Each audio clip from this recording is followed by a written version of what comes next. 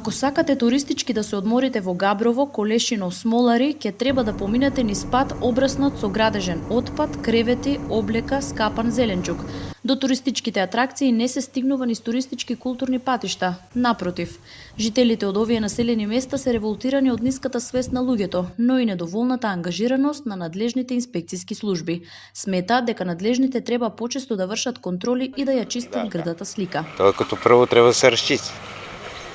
И тие што ќе ги видат, што фрлат намерно ѓубре, треба да се казнат.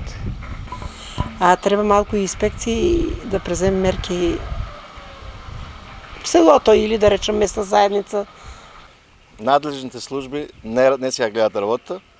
Луѓето ги укриват повеќе од ромската националност, а оствари и нашите немат култура за тоа. Може инспектор ќе дојде, ќе напише казна, ќе фате некој, па ќе завршиме кофјока и на крајот ништо.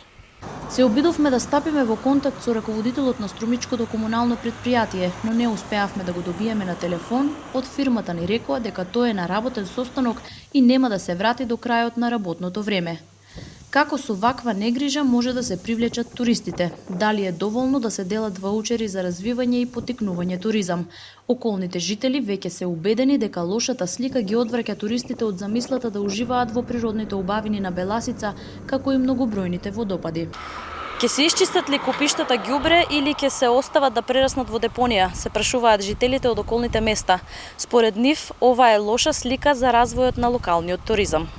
Само за потсетување, на предлог на Министерството за економија, владата воведе мерка за поттикнување и развој на домашниот туризам, при што околу 115.000 граѓани ќе добијат ваучер од 6.000 денари и платежна картичка од 3.000 денари за користење во сите домашни туристички и угостителски објекти. Ке сакаат ли да го продолжат воопшто патот кога ќе наидат на ваквата слика крај него?